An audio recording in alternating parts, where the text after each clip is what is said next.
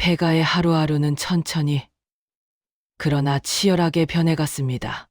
유성만은 눈 뜨는 시간과 잠드는 시간을 규칙처럼 지켰고 손놀림은 마치 오래전 제빵소에서 반죽을 치던 습관처럼 정확해졌습니다. 콩을 불리고 삶는 과정은 정직했고 장독을 닦는 일은 의식이 되었습니다. 그는 손끝으로 항아리의 흙을 느끼며 아내의 손맛을 떠올렸습니다. 아내가 살아있을 때 들려주던 소소한 농담과 요령, 시장에서 값싸게 콩을 고르는 눈빛이 손에 남아있었기 때문이었습니다. 된장을 담그는 첫날, 산에서 캔쑥과 더덕을 소량 썰어 넣었습니다. 아내의 비법에 산의 향을 더하는 시도는 우연인지 필연인지 그의 내면을 흔들었습니다. 된장은 익어가면서 소리조차 내며 변하는 듯 보였습니다. 바람이 스며드는 장독대 위로는 물결 같은 향이 일렁였고 유성만은 그 향에 이끌려 아침과 저녁을 바뀌어 먹게 되었습니다. 처음으로 스스로 만든 국 한 그릇을 먹었을 때 그의 눈가에 뜨거운 것이 맺혔습니다. 그것은 배고픔이 아니라 오랜 시간 닫혀있던 자존심이 녹는 소리였죠. 마을 사람들이 처음 찾아온 것은 우연이었습니다. 등산객 세 사람이 산길을 헤매다가 폐가의 마당에 들어온 것이 인연이 되었습니다. 그중 한 사람은 등산복 대신 카메라를 맨 블로거였고 그는 장독대에 줄지어 선 항아리를 보고는 신기해했습니다. 된장찌개의 냄새가 마루로 스며들자 그들은 자연스럽게 식탁에 앉아 한 숟가락씩 떠먹었습니다. 찌개의 깊은 향과 이따금 코끝을 스치는 더덕의 쌉싸람에 손님들은 눈을 둥글게 뜨고 혀를 놀렸습니다. 블로거는 그 자리에서 스마트폰으로 몇 장을 찍어 바로 올렸고 한 줄의 문장이 달렸습니다. 장골 폐가의 할아버지가 만든 된장국. 진짜 맛은 산에서 난다. 그 사진과 글은 생각보다 빨리 퍼져나갔습니다. 인터넷의 바닷속에서 반짝이는 작은 물고기 한 마리처럼 캡션 하나가 누군가의 관심을 건드렸고 그 관심은 다시 누군가의 발걸음을 이끌었습니다. 며칠 사이에 등산객 몇 팀이 더 찾아왔고 입소문은 가까운 도시의 식도락 모임에까지 닿았습니다.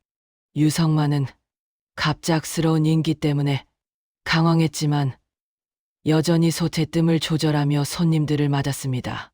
그의 얼굴에는 무대에 선 사람처럼 긴장과 기쁨이 교차했습니다.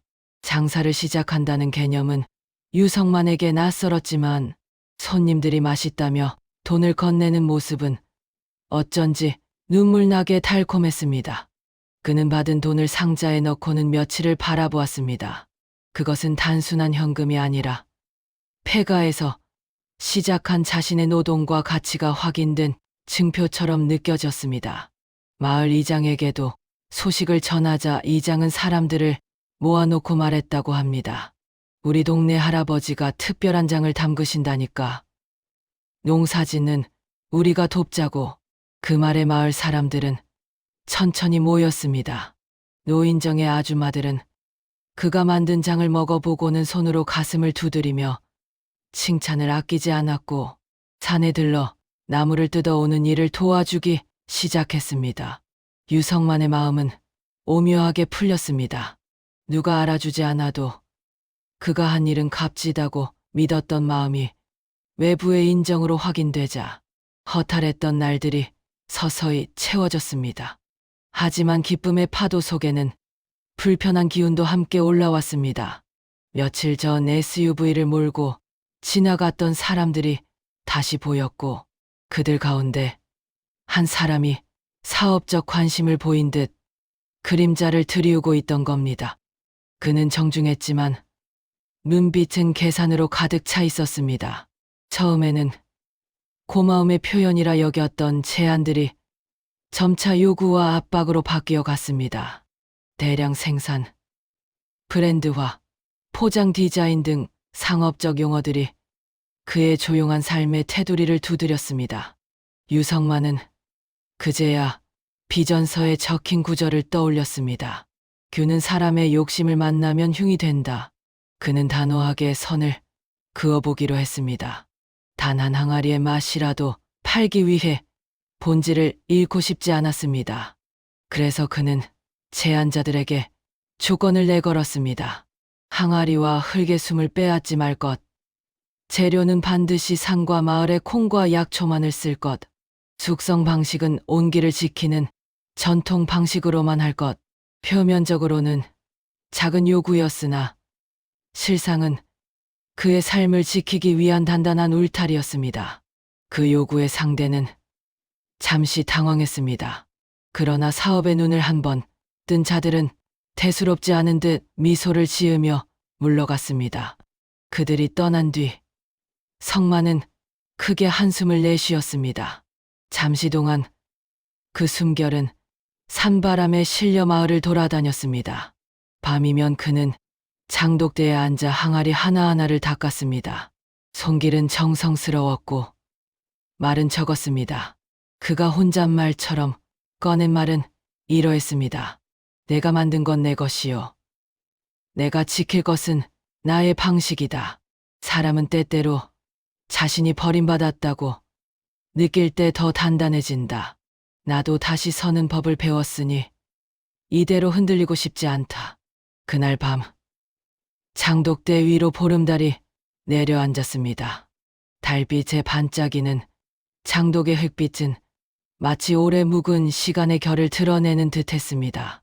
유성만은 달빛을 바라보며 작은 결심을 했습니다. 다음에 누군가 와서 더 큰 그림을 제안하면 그는 그때도 분명히 말하리라. 이 된장은 나의 방식으로 이 마을의 숨으로 숙성될 것이라고. 이 산 아래서 들리던 차 소리가 멀어지고 마지막으로 상기를 보여주던 바퀴 자국이 흘바람 속에 사라진 뒤 유성만은 한참이나 그 자리에 서 있었습니다. 겨우 숨을 몰아쉬는 듯한 폐가, 삐걱거리는 문짝, 바람에 흩날리는 허옇게 굳은 먼지와 거미줄, 그 어떤 것도 사람의 온기가 남아있지 않은 곳이었지만 그는 묘하게도 아내의 오래된 기침 소리와 장독 열던 소리가 귓가를 스쳤습니다. 이 산골짜기가 죽음인가 생존인가 어느 쪽을 의미하는지 그는 알 수 없었지만 한 가지는 분명했습니다. 이곳에서 살아야 한다는 것. 그리고 이곳에서 살아있음을 증명해야 한다는 것. 밤새 뒤척이고 몸을 웅크린 채 차가운 바닥에서 뜬 눈으로 지새운 첫날 아침, 그는 느릿하게 몸을 일으켰습니다. 손바닥에 닿은 흙이 텁텁했지만 묘하게 익숙했습니다. 돼지우리 청소하던 젊은 날의 기억, 아내와 함께 손수 지었던 작은 시골집, 아이들, 어릴 때 만들던 집 된장의 냄새가 떠올랐습니다. 그러나 곧 현실이 그를 때렸습니다. 배가 고팠습니다. 물도 거의 없었습니다. 연금 통장은 아들에게 넘어갔고 남은 건 홀랑 비어버린 폐가와 산뿐이었습니다. 그래도 살아야 했습니다. 그는 살고자 하는 사람의 본능을 믿었습니다. 먼저 집 뒤편에 돌아다니며 물을 찾았습니다. 흙벽 아래서 새어나오는 산물이 반갑게 배웅하듯 졸졸 흐르고 있었죠. 두 손으로 떠 마신 물맛은 매운 흙냄새가 배어 있었지만 그 순간만큼은 꿀이었습니다. 배를 채우고 정신이 조금 돌아오자 그는 무너진 지붕을 살폈습니다. 비가 쏟아지면 그대로 무너질 것 같은 상태였지만 그는 재료도 돈도 없는 상황에서 손으로라도 막아야 했습니다. 그는 돌과 진흙을 주워 오가며 틈을 메웠습니다. 끈적한 진흙이 손톱 밑으로 들어가고 허리는 삐끗거렸지만 오히려 마음은 고요해졌습니다. 도시에서 들었던 욕설과 냉대가 사라지고 남은 건 오롯이 자신의 호흡뿐이었습니다. 바람이 불어오면 그의 몸을 지나 장독대 자리까지 스쳤습니다. 그 자리는 풀이 허리까지 자라 있었지만 오래전에 누군가 정성껏 가꾸었던 공간임이 느껴졌습니다. 그날 오후 잡초를 베어내다 삐죽 솟은 항아리 하나를 발견했습니다. 거의 파묻혀 있었고 뚜껑은 반쯤 깨져 있었지만 항아리를 열어본 순간 그는 말문을 잃었습니다. 숙성된 된장 특유의 깊은 향이 훅 올라오더니 아내가 부르던 음성이 귓속에 맴돌았습니다. 여보, 된장은 사람 손 타는 만큼 영혼을 품는 거야. 오랫동안 묵혀둔 장은 사람 마음처럼 깊어져요. 그는 항아리 앞에서 오래도록 서 있었습니다. 그리고 조심스럽게 한 숟가락 떠먹었습니다. 짠맛 뒤에 따라오는 부드러운 단맛, 그리고 산초도 아닌 들풀도 아닌 기묘한 향이 코끝을 치고 지나갔습니다. 아내가 살아있었다면 이런 말을 했을 것입니다. 이 장, 그냥 된장이 아니야. 누가 평생을 바친 장이야. 그 순간 그에게 하나의 생각이 피어올랐습니다. 이 장을 다시 살리자. 여기서부터 다시 시작해보자. 이후부터 그의 하루는 조금 달라졌습니다. 잡초를 베고 장독대를 다시 꺼내 살리기 시작했습니다. 땅속에 파묻혀 있던 항아리들이 하나둘 모습을 드러낼 때마다 그는 마치 잃어버린 가족을 찾은 듯 했습니다. 항아리를 닦으며 그는 작게 중얼거렸습니다. 살려줘서 고맙다. 나도 너희처럼 다시 익어가 볼게. 며칠 뒤 산을 헤매던 등산객들이 폐가 앞에 나타났습니다. 젊은 남녀 둘, 그리고 중년의 남자 한 명. 그들은 길을 잃었고 그의 초라한 집에서 연기가 피어오르는 모습을 보고 조심스럽게 다가온 것이었습니다. 그는 너무 놀라 한동안 아무 말도 하지 못했습니다. 사람과 말을 섞은 지가 너무 오래였기 때문이죠. 남자 하나가 조심스럽게 말했습니다. 어르신, 혹시 물 좀 얻어 마셔도 될까요? 그는 허둥지둥 물을 떠다 주었고 그들이 마시는 모습을 멍하니 지켜봤습니다. 그때 젊은 여자가 묻습니다. 냄새가 너무 좋은데요. 혹시 찌개 끓이셨어요? 그는 얼떨결에 된장국을 한 그릇 내어주었습니다. 산나물과 더덕을 넣고 끓인 투박한 국이었죠. 그런데 손님들은 국을 한 숟가락 뜨고는 서로를 바라보며 탄성을 내질렀습니다. 와, 이거 진짜 뭐예요? 된장 맞아요? 처음 먹어보는 맛인데요. 이건 근데 그냥 음식이 아니라 향이 살아 움직이는 것 같아요. 그는 난감한 얼굴로 대답했습니다. 산에서 얻은 걸로 그냥 끓인 국입니다. 별거 아닙니다. 그러나 손님들은 연신 고개를 저었습니다. 이건 별거 아닐 맛이 아니라고요. 혹시 파세요? 돈 드릴게요. 그 말을 듣자 그는 처음으로 돈이라는 단어가 따뜻하게 들렸습니다. 자존심을 무너뜨리는 돈이 아닌 자신의 노동을 인정받는 돈이었습니다. 그 후로 며칠 사이에 등산객들이 더 찾아오기 시작했습니다. 누군가 SNS에 올린 사진과 글이 퍼졌고 산골짜기 폐가에 사는 노인의 된장이 신비하다는 소문은 작은 마을을 흔들어 놓기 시작했습니다.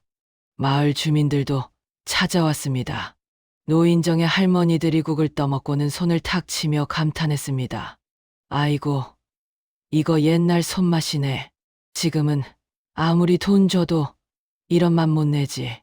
그날 이후 마을 사람들은 산나물을 뜯어다 주기도 하고 약초 구분법을 알려주기도 했습니다. 그러나 손님이 늘어난 만큼 불편한 그림자도 따라왔습니다. SUV를 탄 정장 차림의 남자들이 나타났고 그들은 은근히 말을 꺼냈습니다. 이거 상품화하면 대박 납니다. 투자해드릴게요. 우리 회사에서 공장 돌리면 양산도 가능하고요. 이 된장 브랜드로 아예 전국에 내놓으면 어르신 인생 역전이에요. 그는 그들의 말이 달콤한 독 같았습니다. 공장, 양산, 그건 그의 장이 아니었습니다. 산의 숨을 빼앗고 흙의 온기를 제거한 기계의 장은 그가 지키고 싶은 것이 아니었죠. 그는 단호하게 말했습니다. 나는 양산 안 합니다. 온기와 항아리가 없으면 이 장은 죽어요. 남자들은 어이를 못 감추는 표정이었지만 그는 그 표정 앞에서도 흔들리지 않았습니다. 자식에게 버려진 기억 이상으로 이 장을 잃는 것이 두려웠습니다. 그날 밤 그는 장독대 앞에서 허리를 굽혀 항아리들을 하나하나 닦았습니다. 달빛이 항아리에 비치는 순간 그는 묘하게 안도했습니다. 말없이 항아리를 쓰다듬으며 그는 속삭였죠. 내가 지킬 건 이제 너희뿐이다. 그리고 나도 언젠가 익을 거다. 버림받은 것도 숙성의 일부일 테니까. 찬바람이 조용히 울타리를 스치며 지나갔습니다. 그 바람 속에 어떤 시작의 기운이 스며 있었습니다. 그는 아직 몰랐습니다. 이 작은 산골짜기에서 퍼져나가는 그의 향이 곧 거대한 누군가의 귀와 심장을 붙잡을 것이란 걸. 산골 생활이 자리 잡은 지도 어느덧 2달이 넘었습니다. 유성만은 매일 새벽 어둠이 걷히기 직전에 일어나 물을 떠오고 나무를 패서 아궁이에 넣고 저장해 둔 콩을 훑으며 하루를 시작했습니다. 장독대는 항상 그의 첫 인사 대상이었고 그는 항아리 뚜껑을 열기 전 늘 아내에게 말을 건네듯 속삭였습니다. 잘 익어가고 있지요. 조금만 더 기다려요. 기다림은 그의 과거 같았고 발효는 그의 현재 같았습니다. 무너진 마음이 산속 공기와 함께 다시 익어가는 중이었지요. 하지만 그의 마음속에 잠재된 불안의 씨앗도 함께 자라나고 있었습니다. 그 불안은 손님들의 발걸음이 늘어나며 더 커졌습니다. 소문은 이미 마을을 넘어 읍내까지 퍼져 있었고 등산객들은 그의 집을 찾아오며 감사 인사를 전했습니다. 그들이 건네는 작은 돈은 생활을 버틸 자원이 되었고 그는 그 돈을 아껴두며 조금씩 현관을 고치고 지붕을 보강했습니다. 그러나 그가 거절했던 SUV 남자들은 사라지지 않았습니다. 오히려 더 깊숙이 침투하는 기운으로 다가오고 있었지요.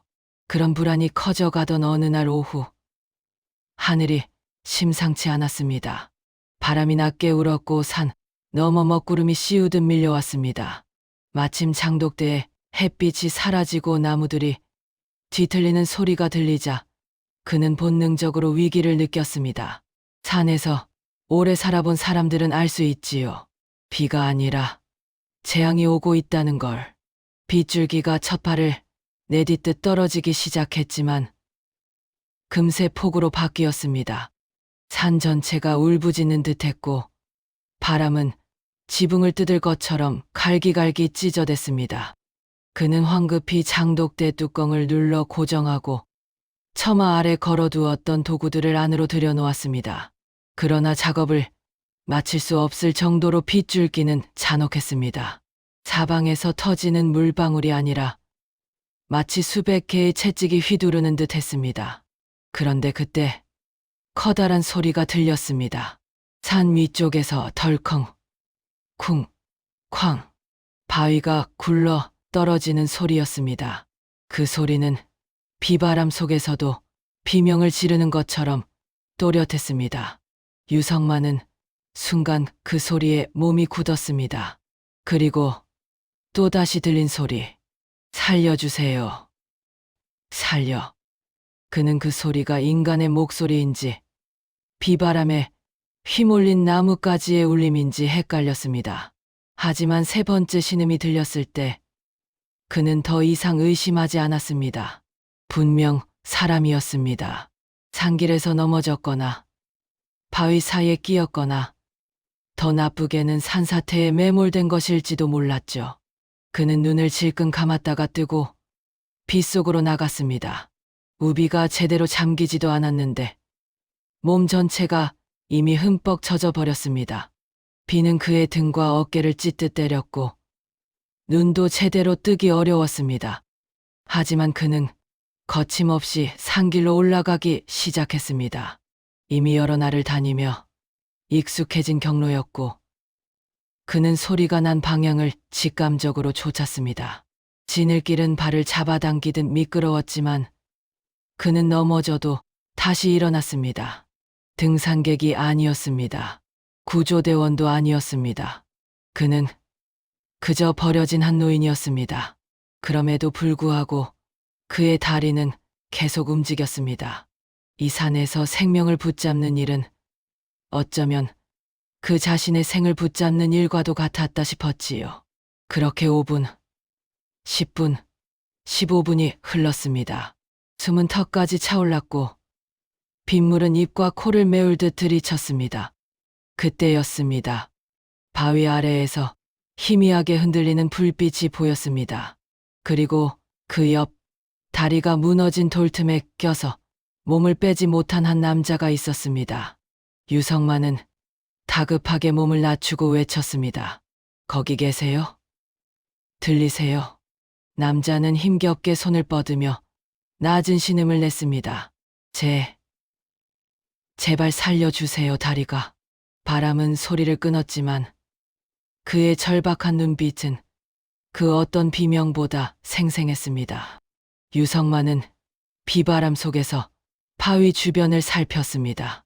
남자를 빼내려면 바위를 들어 올리거나 지렛대를 만들어야 했습니다. 하지만 근처에는 굵은 나뭇가지가 거의 남아있지 않았습니다. 그 순간 번개가 울타리를 지나가며 산을 퍼렇게 비추었고 유성만은 멀리 쓰러져 있던 참나무 가지 하나를 발견했습니다. 비에 젖어 무거웠지만 충분히 튼튼해 보였죠. 그는 이를 악물고 나뭇가지를 끌고 와 바위 아래 틈에 넣었습니다. 몸에 무게를 실어 힘을 주는 순간 허리에서 찢어지는 듯한 통증이 올라왔지만 그는 포기하지 않았습니다. 바위는 꿈쩍도 하지 않았습니다. 그러나 다시 한 번, 그리고 세 번째 시도에서 바위가 아주 조금, 정말 조금 들리는 듯 했습니다. 지금이요. 다리 빼세요. 지금입니다. 남자는 마지막 힘을 쥐어짜 다리를 밖으로 빼냈습니다. 그 순간 바위는 다시 내려앉았고 땅 전체가 흔들리는 듯 했습니다. 유성만은 겁먹을 틈도 없이 남자의 몸을 붙잡아 챙겼습니다. 다리는 부어 있었지만 뼈는 부러지지 않은 듯 했습니다. 그러나 체온이 거의 사라져 있었습니다. 비에 젖어 몸이 얼어붙는 듯 했고 의식도 가물가물했습니다. 일어나세요. 내가 업어드릴게요. 남자는 흐릿한 눈으로 그를 바라봤습니다. 어르신 무거워요. 됐습니다. 이런 때 무겁고 가벼움이 어딨습니까? 그는 남자를 업고 빗속을 내려오며 수십 번 미끄러졌습니다. 하지만 그때마다 땅을 짚고 다시 일어났습니다. 자신도 놀랄 만큼 힘이 나왔습니다. 그가 업고 있는 것은 단순한 사람이 아니라 마치 살아야 할 이유 같았습니다. 마침내 폐가 앞에 도착했을 때 그는 거의 쓰러지듯 남자를 들여놓았습니다. 그리고 떨리는 손으로 아궁이에 불을 붙였습니다. 나무가 젖어 잘 타오르지 않았지만 몇 번의 시도 끝에 붉은 불꽃이 살아났습니다. 남자를 벗겨내고 이불을 씌운 뒤 그는 된장과 산나물을 넣고 죽을 끓였습니다. 그 죽에는 그의 온기와 산의 힘이 함께 담겨 있었습니다. 남자가 죽을 조금씩 떠먹기 시작하며 시름시름 숨을 돌리는 모습에 유성만은 마치 자신의 장독대가 살아나는 모습을 보는 것처럼 묘한 안도감을 느꼈습니다. 그 순간 남자가 힘겹게 속삭였습니다. 어르신, 이거 그냥 된장이 아닌데요. 이건 사람이 담았습니다. 사람이. 남자의 말은 끊겼지만 그의 눈빛에는 경외가 담겨 있었습니다. 그리고 그 남자, 유성만은 아직 몰랐습니다. 그가 단순한 등산객이 아니라 대한민국 식품업계의 거물이자 재벌 그룹의 회장이라는 사실을. 그날 밤 폭풍우가 폐가의 지붕을 때리는 동안 산은 이상하리만큼 조용한 숨을 내쉬고 있었습니다. 마치 이 산이 오래 기다려온 만남을 드디어 맞이한 것처럼 말이지요. 폭풍이 그친 다음 날, 산은 마치 죽음과 생존의 경계를 통과하고 난 듯 고요했습니다. 바람은 잦아들었고 젖은 흙냄새가 집 안 깊숙이 스며들었습니다. 유성만은 마루에 걸터 앉아 하늘을 올려다보며 숨을 고르고 있었습니다. 밤새 남자를 돌보느라 한숨도 자지 않았지만 피곤함 대신 묘한 감정이 가슴을 눌렀습니다. 남자를 살렸다는 안도와 함께 무언가 자신도 모르게 커다란 흐름 속에 발을 들여놓았다는 느낌이 섞여 있었기 때문입니다. 불가에 누워있던 남자는 여전히 기침을 했지만 얼굴에 조금씩 혈색이 돌았습니다. 그는 깨어나자마자 천장을 잠시 바라보더니 낮게 중얼거렸습니다. 살았네요. 그 목소리는 어젯밤의 공포를 아직 떨치지 못한 듯 떨렸습니다. 유성만은 그에게 따뜻한 차를 내주며 말했습니다. 살아야지요. 사람이 산에서 무너지면 끝이지 않습니까? 남자는 그 말을 듣고 조용히 웃었습니다. 그 웃음에는 감사와 안도의 기운이 섞여 있었지만 어딘가 낯선 여유도 깃들어 있었습니다. 잠시 후 남자가 조심스레 물었습니다. 어르신, 혹시 여기 혼자 사시나요? 예, 오래됐습니다. 버려졌죠, 뭐. 말끝이 스스로도 모르게 씁쓸하게 떨어졌습니다. 남자는 그의 말을 천천히 곱씹듯 듣더니 고개를 끄덕였습니다. 그 표정에는 묘하게 사람의 속을 헤아리는 노련함이 있었고 그 순간 유성만은 묘하게 불편함을 느꼈습니다. 낯선 사람인데 왠지 너무 많은 것을 꿰뚫고 보는 듯했기 때문이죠. 죽을 다시 데워 그에게 떠먹이자 남자는 눈을 감고 맛을 곱씹었습니다. 어르신, 이 된장 어디서 파세요? 파는 건 아니고 그냥 산에서 얻은 것들로 끓여 먹는 겁니다. 남자는 그 대답을 듣고 괜히 혼자 고개를 끄덕였습니다. 아, 그렇군요. 잘 지키셔야겠네요. 이 맛 아무나 못 냅니다. 그 말이 떨어진 순간 유성만은 갑자기 속이 서늘해졌습니다. 그는 어젯밤 SUV 남자들이 떠올랐습니다. 대량 생산, 공장, 투자. 그들은 장에 숨을 가두고 돈을 꺼내려는 인간들이었습니다. 이 남자는 그들과 비슷한 사람일까? 아니면 다른 종류일까? 대화는 길지 않았습니다. 남자는 몸을 일으키려 했지만 다리가 아파 식은땀을 흘렸습니다. 유성만은 물리적으로 도와주며 말했다죠. 흉내도 내지 마세요. 하루는 더 있어야 하오. 남자는 미안함과 고집 사이에 흔들리다가 이내 체념하며 이불을 덮었습니다. 그 순간 그의 구두와 재킷에서 보였던 브랜드 로고가 유성만의 눈에 스쳤습니다. 분명 값비싼 옷이었습니다. 평범한 등산객이 아니었습니다. 하지만 그는 물어보지 않았습니다. 살아남은 사람에게 이름을 묻는 건 나중에 해도 되는 일이라 여겼기 때문입니다. 그렇게 시간이 흘러 바깥 풍경이 저녁 빛으로 물들기 시작했을 때였습니다. 멀리서 낮게 윙하는 기계음이 들렸습니다. 새소리가 잠잠하던 산이 갑자기 뒤흔들리는 듯한 이질적인 소리였습니다. 유성만은 소스라치게 놀라 밖으로 뛰어나갔습니다. 하늘 위로 까만 그림자 하나가 점점 커지고 있었습니다. 헬리콥터였습니다. 산골짜기엔 헬리콥터가 날아올 이유가 거의 없었습니다. 산불도 없었고 구조 요청도 없었습니다. 그런데 그것이 바로 그의 폐가 앞마당 위를 선회하다가 서서히 내려앉았습니다. 바람이 미친 듯이 휘몰아쳤고 낙엽과 먼지가 하늘로 뜨며 춤을 췄습니다. 유성만은 팔로 눈을 가리며 버텼습니다. 헬기 문이 열리자 검은 양복을 입은 남자들이 일제히 뛰어내렸습니다. 1명, 2명, 5명. 동작이 단정했고 눈빛이 흔들리지 않았습니다. 그들이 폐가를 향해 달려오며 외쳤습니다. 회장님, 회장님 계십니까? 회장님. 유성만은 그제야 뒤를 돌아보았습니다. 그리고 집 안에서 부축되어 나오는 남자, 어젯밤 그를 응시하던 그 남자가 양복 차림의 이들에게 회장님이라 불리고 있음을 깨달았습니다. 남자는 비서들의 부축을 받으며 헬기 쪽으로 향했습니다. 그 사이에도 그는 유성만에게 고개를 깊숙이 숙였습니다. 어르신, 은혜 잊지 않겠습니다. 이 빚은 반드시 갚겠습니다. 헬기, 바람이 그의 말을 삼켜버렸지만 유성만은 입술 움직임만으로도 충분히 의미를 읽었습니다. 그리고 순식간에 남자는 하늘로 떠올랐습니다.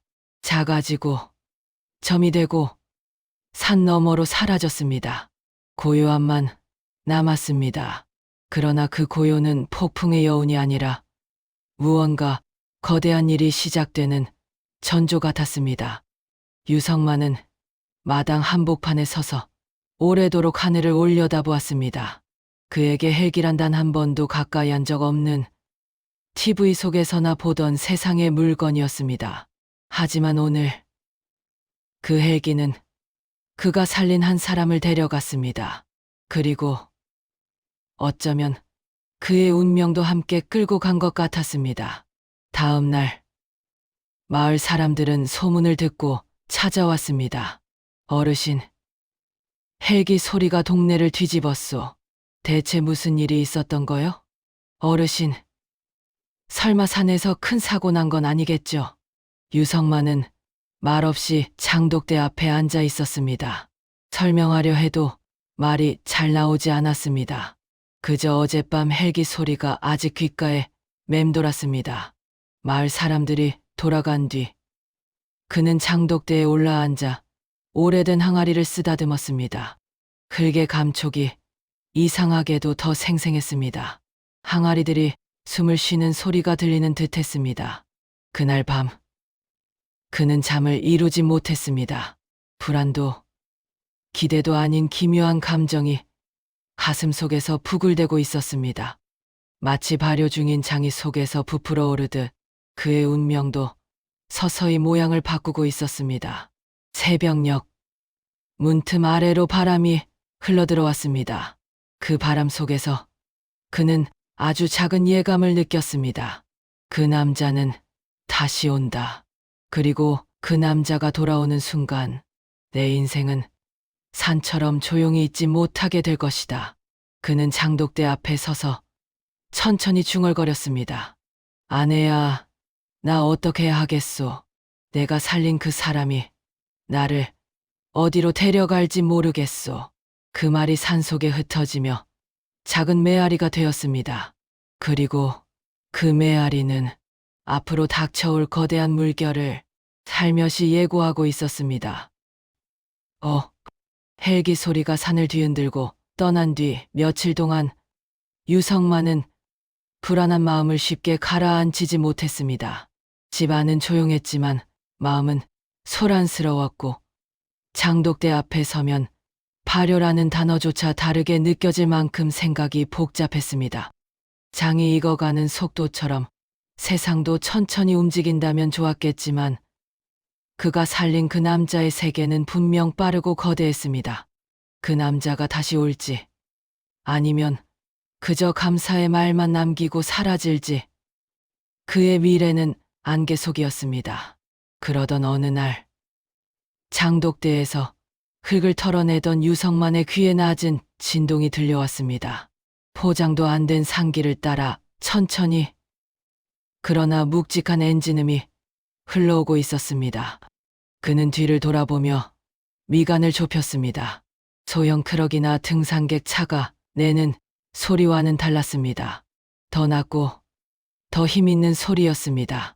곧 그 정체가 눈앞에 나타났습니다. 검은색 최고급 세단 2대, 뒤이어 또 2대, 흘길을 따라 들어오는 그 장면은 산골 폐가와는 너무나 동떨어진 풍경이었죠.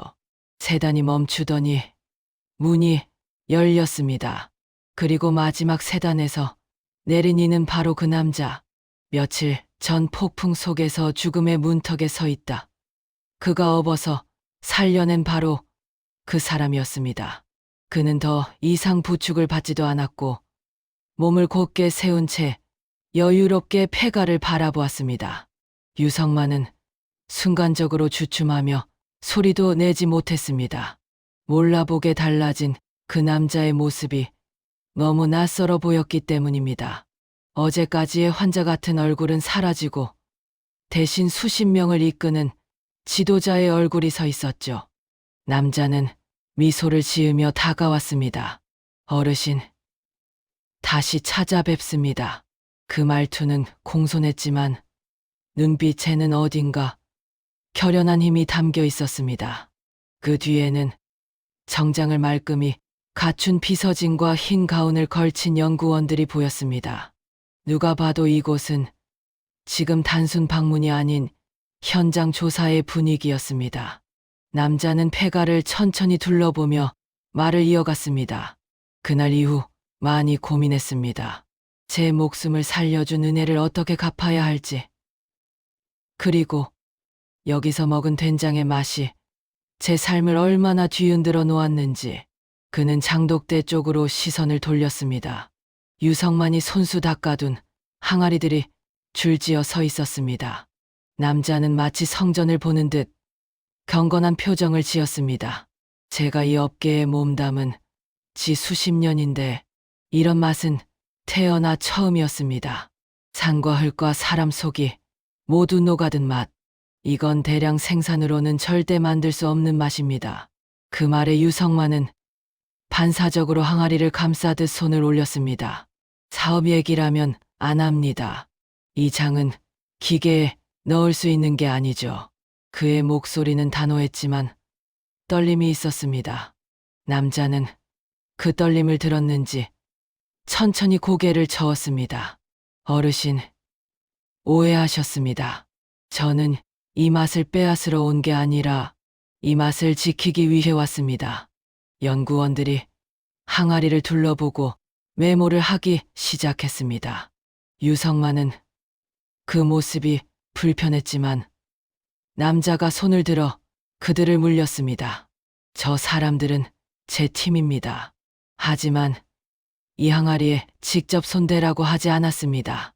왜냐하면 어르신의 허락 없이는 단 한 숟가락도 취하지 않을 것이기 때문입니다. 그 말에서 느껴지는 존중에 유성만은 잠시 눈을 내리깔았습니다. 그동안 사람들에게 무시받고 버려졌다는 감정이 그의 몸속 깊이 박혀 있었기 때문에 이런 존중은 오히려 낯설고 어색했습니다. 남자는 폐가 앞에 선작은 평상에 앉아 조용히 말을 이어갔습니다. 저는 한평식품의 회장입니다. 그리고 이 나라에서 가장 많은 장류 연구를 하는 연구소를 운영하고 있죠. 그런데 우리 연구진이 평생 찾아도 찾지 못한 맛이 여기 있었습니다. 이 산골에. 그의 말 한마디는 무겁고 확신에 찬 울림이 있었습니다. 유성만은 손에 쥔 행주를 내려놓으며 천천히 질문했습니다. 그래서 어떻게 하시려는 겁니까? 남자는 준비한 서류 봉투를 꺼내 평상 위에 올려놓았습니다. 어르신, 저는 이 맛을 브랜드로 만들고 싶습니다. 하지만 조건이 있습니다. 어르신께서 만들어 주셔야 합니다. 산과 항아리와 전통 방식 그대로. 그 말은 단순 사업 제안을 넘어 인생을 함께 걸자는 제안처럼 들렸습니다. 그러나 그에 이어진 말이 유성만의 심장을 더 크게 쿵 울리게 했습니다. 그리고 이 브랜드의 이름은 어르신 성함을 그대로 쓰고 싶습니다. 유성만, 당신의 이름이 곧 맛이 되는 시대를 만들고 싶습니다. 그 순간 폐가의 낡은 지붕에서 한 줄기 빛이 새어 들어왔습니다. 종일 흐렸던 하늘이 잠시 열리며 햇빛이 항아리 위로 떨어졌습니다.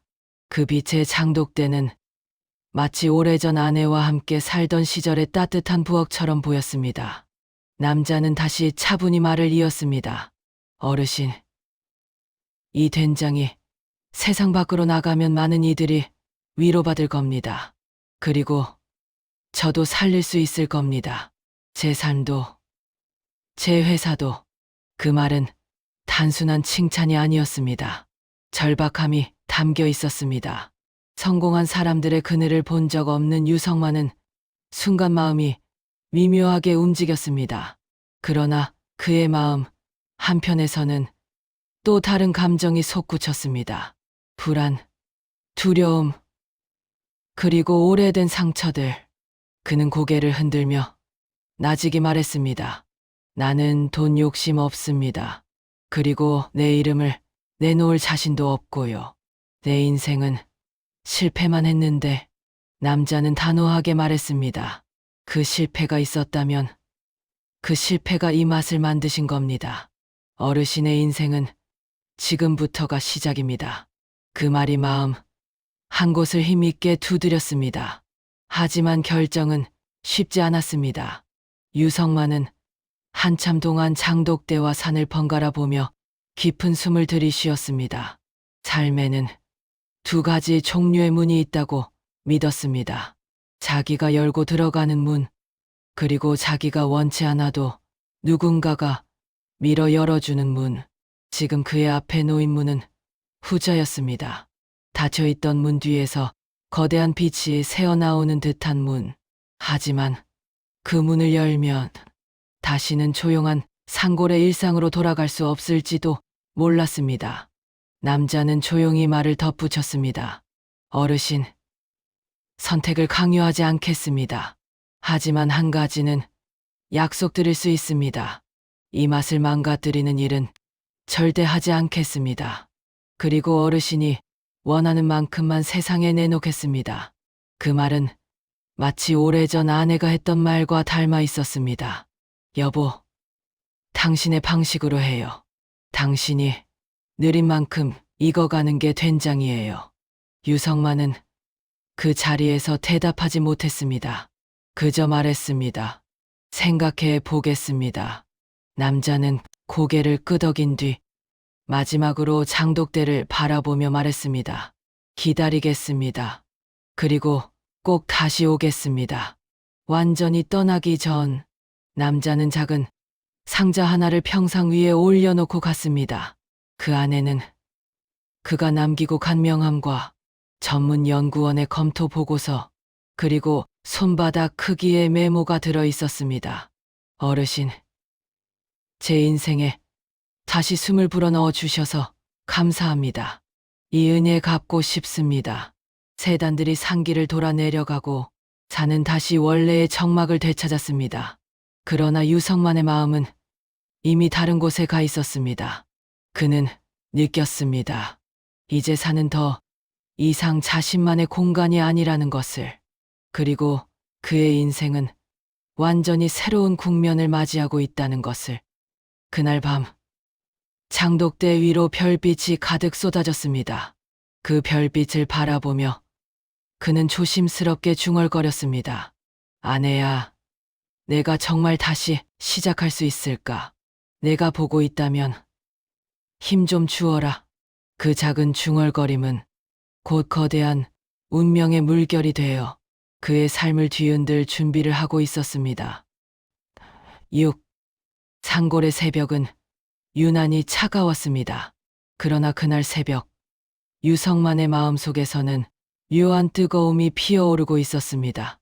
며칠째 잠을 설친 탓에 눈은 붓고 얼굴은 초췌했지만 그의 손끝은 마주한 선택의 무게를 알고 있었습니다. 장독대를 돌며 항아리 뚜껑을 만질 때마다 떨림은 커졌습니다. 오늘 결정을 내려야 했습니다. 그는 평상에 앉아 연구원들이 남기고 간 보고서를 다시 펼쳤습니다. 전문 용어가 빼곡히 적힌 페이지들, 그 중에서도 장맛의 성분 분석표는 마치 오랜 일기를 분석하는 것처럼 낯설고 복잡했습니다. 그러나 아무리 내용을 몰라도 한 가지는 분명했습니다. 이 장독대가 가진 가치는 단순한 맛이 아니라 인생 전체가 녹아든 깊이였다는 것. 보고서를 덮자 그 안에 낀 회장의 메모 한 장이 다시 눈에 띄었습니다. 어르신, 이 맛은 사람을 살립니다. 저에게 그랬던 것처럼요. 그 문장을 읽을 때마다 성만의 가슴은 묘하게 저릿했습니다. 사람을 살린다는 말. 그는 그동안 살아있는 것조차 잊고 살았으니까요. 아침이 되자 발걸음 소리가 들렸습니다. 또 왔구나.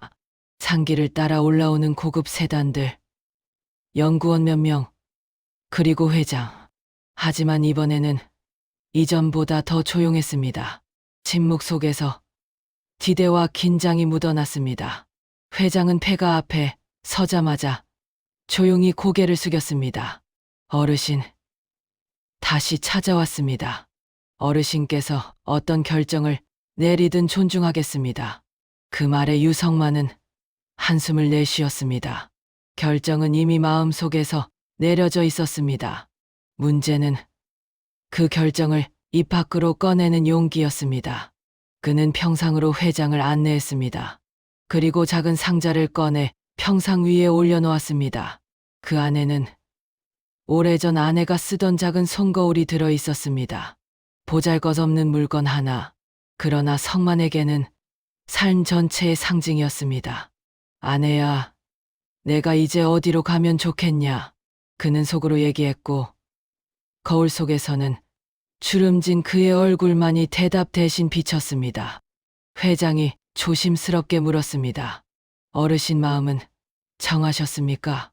유성만은 잠시 장독대를 바라보다가 고개를 천천히 끄덕였습니다. 하겠습니다. 하지만 조건이 있습니다. 이 장은 절대 기계로 만들지 말 것, 산의 물을 바꾸지 말 것, 항아리는 숨쉬게 둘 것, 내 방식 그대로 따라줄 것. 회장의 눈빛이 순간 흔들렸습니다. 그러나 그 흔들림은 거절이 아닌 감탄에 가까웠습니다. 어르신, 저는 그 고집 때문에 이걸 하고 싶었습니다. 그 방식 그대로 하겠습니다. 비서가 가죽 서류 가방을 열었습니다. 안에는 깔끔하게 인쇄된 계약서가 놓여 있었습니다. 그 첫 장에는 이렇게 적혀 있었습니다. 전통 발효 브랜드, 유성만 자연의 장장, 총괄 장인. 그 제목을 본 순간 성만의 손등이 떨렸습니다. 평생 남에게 밟히며 살아온 이름이 처음으로 빛을 받아 종이에 찍혀 있었습니다. 그는 펜을 쥐며 손끝이 얼어붙는 것을 느꼈습니다. 손을 떨며 계약서에 사인을 하려던 찰나 아내의 목소리가 귓가에 들린 듯 했습니다. 여보, 이제 좀 당신 이름 빛나도 되잖아요. 그 말이 등을 밀어준 듯 그는 천천히 이름을 적었습니다. 유성만, 단 3글자. 그러나 그 글자는 오랜 시간 눌러 담아둔 서름과 눈물과 고통이 산처럼 녹아내리는 소리였습니다. 비서는 계약서를 받아 정중히 접고 회장은 자리에서 일어났습니다. 어르신, 이제 시작입니다. 반드시 어르신 이름에 부끄럽지 않게 하겠습니다. 그 순간 산에서 부는 바람이 마당을 지나 장독대를 스치고 지나갔습니다. 마치 산이 그 결정을 축복하듯 부드러운 바람이 항아리를 감싸 돌았습니다. 그러나 그 축복 같은 바람 속에서 유성만은 알 수 없는 불안감을 느꼈습니다. 그 불안은 그날 저녁 정확한 형체를 드러냈습니다. 해가 지고 바람이 거세지던 밤, 폐가 앞에 낯선 자동차 한 대가 멈춰 섰습니다. SUV였고 그 앞에서 내린 남자 셋은 모두 젊고 날카로운 눈빛을 가진 이들이었습니다. 그들은 세단을 몰고 온 회장팀과는 다른 종류의 사람들이었습니다. 그중 한 명이 비웃듯 성만에게 말했습니다. 어르신, 잘 지내셨습니까? 사람들이 요새 산골 폐가에서 기가 막힌 장을 만드는 손이 나타났다고 하던데. 그게 어르신인가 보네요. 유성만은 본능적으로 경계심이 일었습니다. 며칠 전 사업 제안을 하며 욕심을 보이던 바로 그 우리였습니다. 그들은 여전히 장독대 뒤편을 힐끔거리며 계산하는 눈빛을 숨기지 않았습니다. 어르신, 그 투자 제안 아직 열려 있습니다. 한평식품. 그 사람들한테 가지 마십시오. 그 사람들은 결국 어르신 걸 빼앗아갈 겁니다. 우린 어르신 편입니다. 말투는 친절했지만 눈빛은 칼끝처럼 차가웠습니다.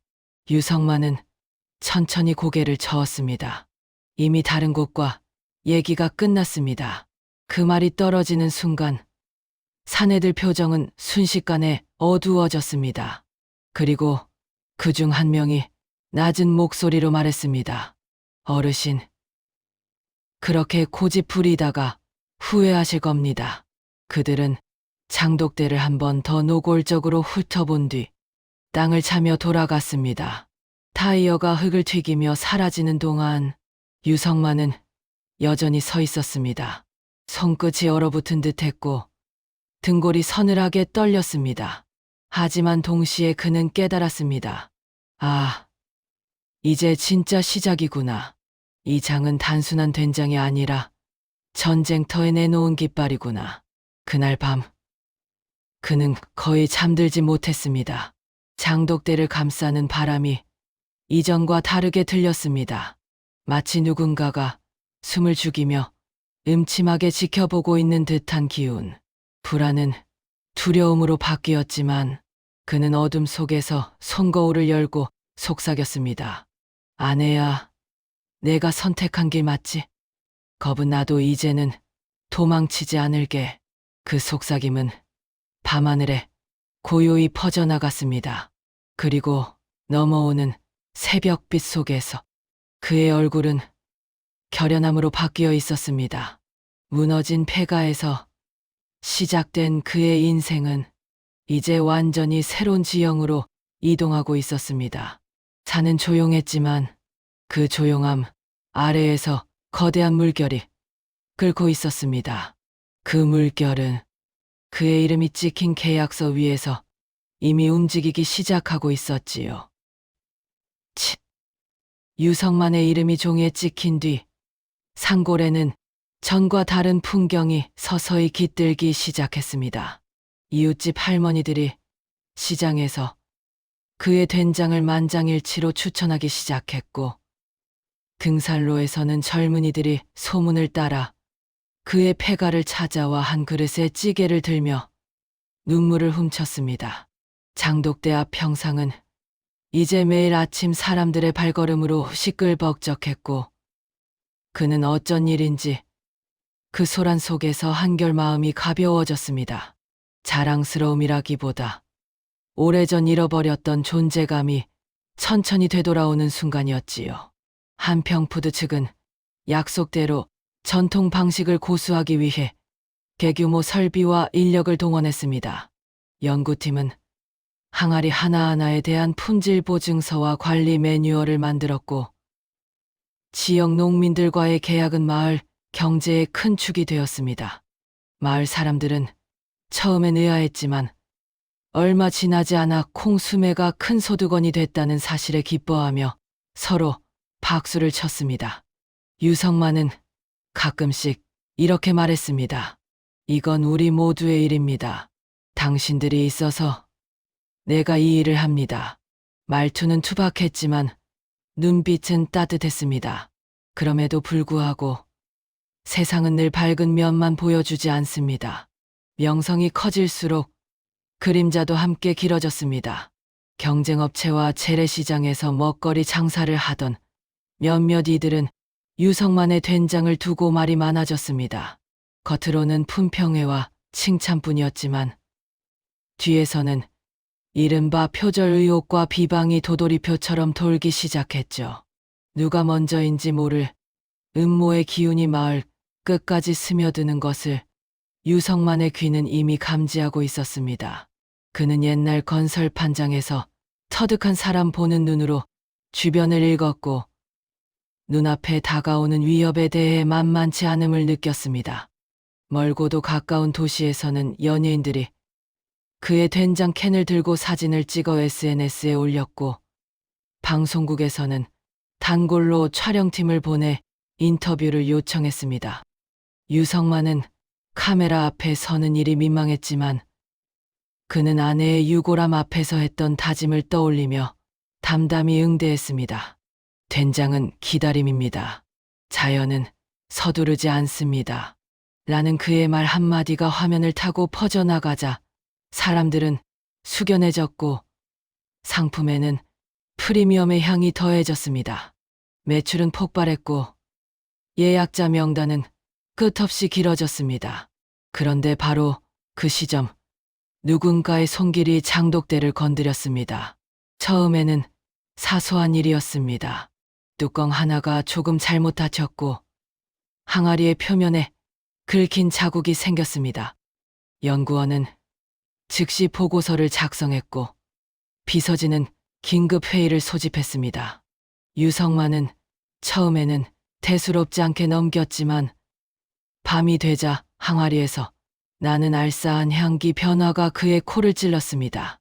발효의 미묘한 균형을 깨뜨리는 건 한 번이면 끝이라는 것을 그는 몸으로 알고 있었습니다.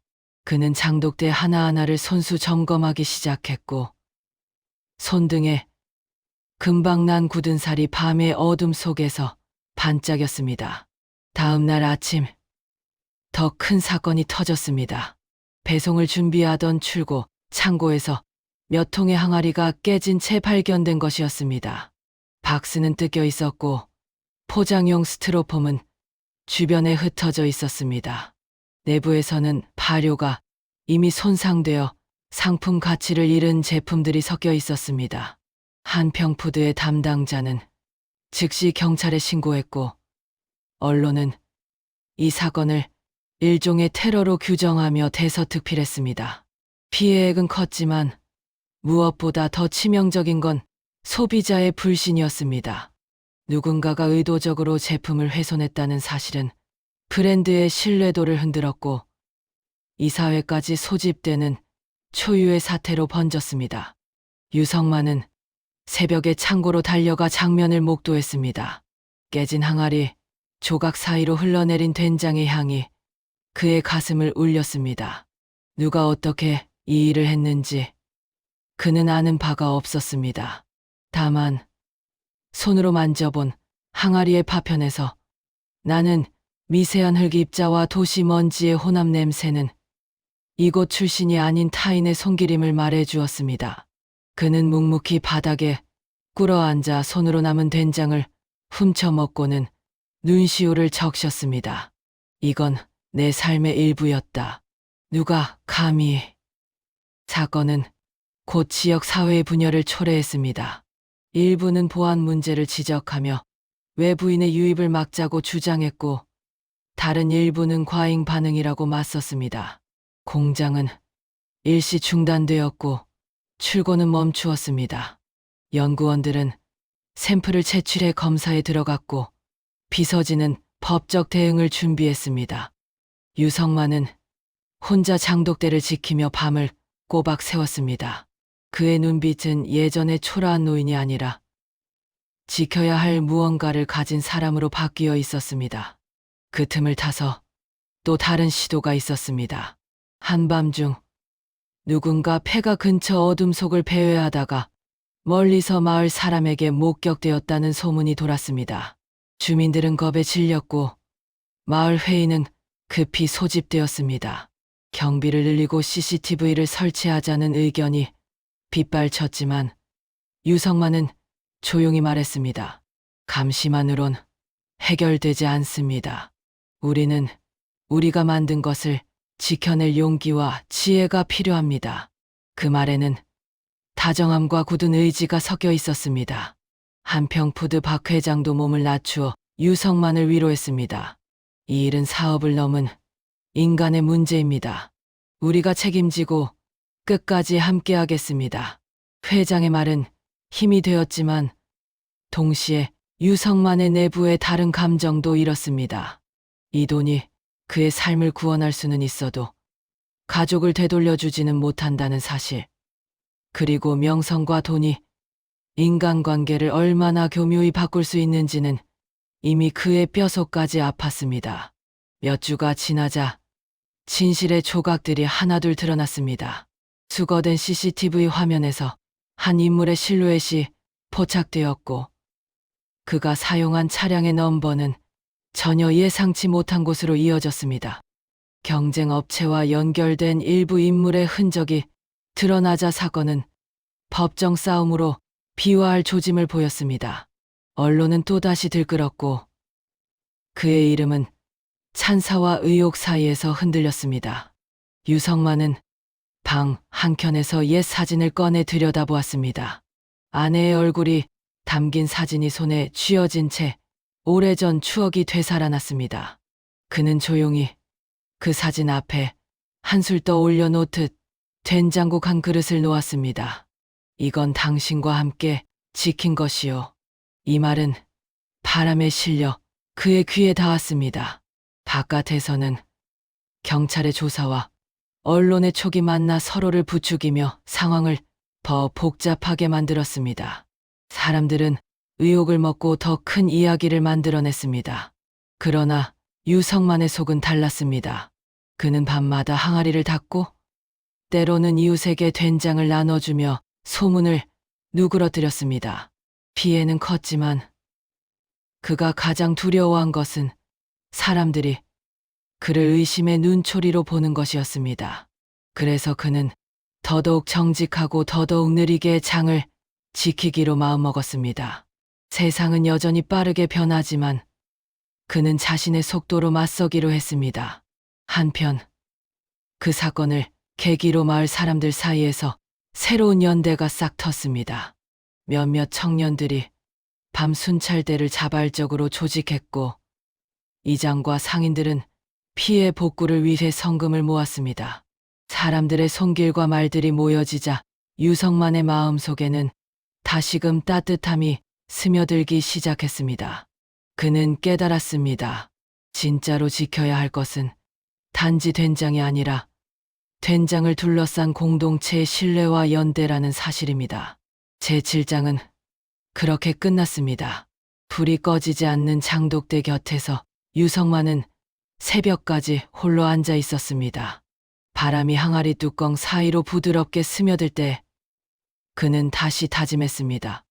어떤 어둠이 와도 여기서 버티고 여기서 이거 세상에 내보이겠노라고. 그리고 언젠가는 이 상처들이 모두 숯불과 된장 냄새 속에서라도 아물 거라고 믿었습니다. 그 믿음으로 그는 다시 손수레를 끌 준비를 했습니다.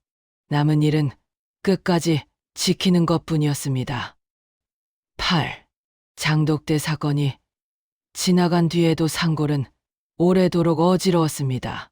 언론은 여전히 자극적인 제목으로 유성만의 이름을 오르내렸고 경쟁 업체와 한평푸드의 갈등은 법적으로도 사회적으로도 팽팽하게 이어졌습니다. 하지만 정작 가장 깊은 상처를 입은 사람은 피해 업체도 재벌도 아닌 그 상골 폐가에서 하루하루 묵묵히 된장을 지켜온 노인이었습니다. 유성만은 누구보다 침착했지만 그가 장독대 앞에서 항아리 뚜껑을 여는 손길에서 묻어나는 미묘한 떨림은 감출 수 없었습니다. 그의 마음은 흔들리고 지친 채였습니다. 그러나 장독대는 다시 온기를 띠고 있었습니다. 마치 말했습니다. 당신이 살아있는 한 나는 무너지지 않는다고. 사건의 후폭풍으로 모든 출고가 중단된 후 한 달 동안 공장과 연구소는 장맛의 손상 여부를 확인하기 위해 100번도 넘는 검사와 분석을 반복했습니다. 고객센터는 위로와 격려의 전화와 함께 다시 맛보고 싶다는 사람들의 요청으로 붐볐습니다. 그 모든 소리가 산까지 들리는 듯 성만은 자신의 존재가 어색할 만큼 확대되어 버린 현실 앞에서 마치 낯선 세계 속에 던져진 느낌을 받았습니다. 그날도 그는 새벽부터 장독대를 닦으며 산의 냄새를 맡고 있었습니다.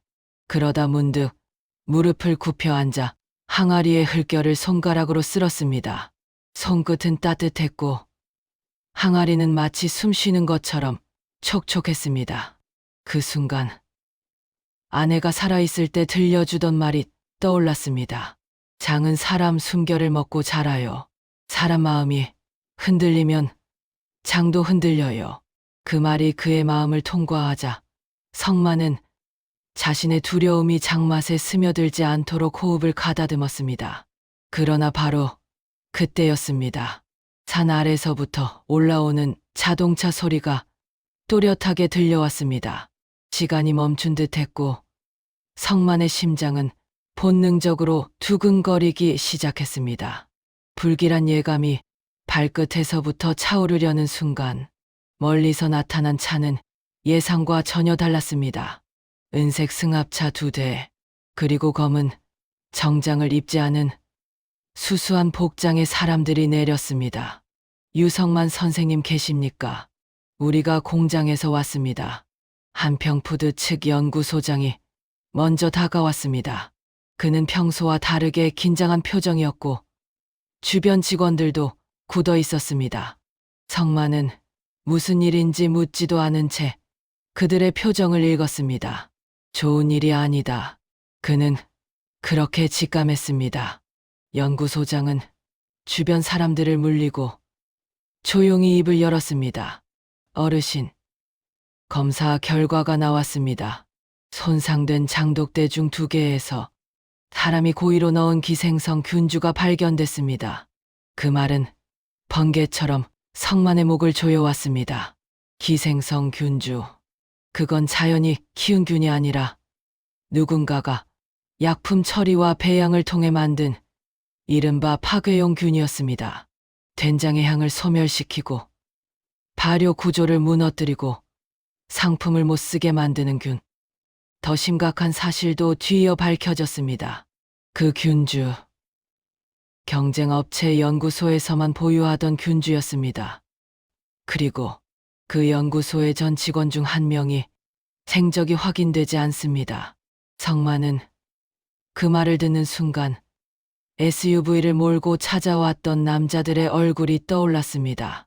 장독대 뒤편을 훑던 그들의 눈빛, 돈을 제안하며 놓고 간 냉소, 거절당한 뒤 흘리던 마지막 말, 그날의 그림자가 선명하게 되살아났습니다. 그러나 아직 끝이 아니었습니다. 연구소장은 떨리는 목소리로 말을 이었습니다. 더 큰 문제는 그 균이 장독대뿐 아니라 산 전체로 번질 가능성이 있다는 것입니다. 그 말이 떨어지는 순간 산은 산처럼 보이지 않았습니다. 숨을 쉬는 생명체도 따뜻한 고향도 아니었습니다. 누군가에 의해 독을 먹은 거대한 짐승처럼 느껴졌습니다.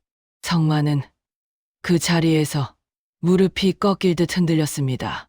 평생 산을 품고 살아온 그였기에 그 산이 병든다는 말은 자기 몸이 찢겨나가는 것보다 더 큰 충격이었습니다. 연구팀은 긴급하게 장독대 주변의 흙과 물을 채취했고 위험 지역을 표시하며 서둘렀습니다. 그러나 그 와중에도 단 한 사람은 시선을 떼지 않고 성만을 바라보고 있었습니다. 박 회장이었습니다. 그는 한참 동안 아무 말도 하지 않다가 성만에게 다가와 조용히 고개를 숙였습니다. 어르신, 제가 지키겠다고 했는데 결국 이런 사태를 막지 못했습니다. 죄송합니다. 그 말은 권력이 있는 사람의 사과가 아니었습니다.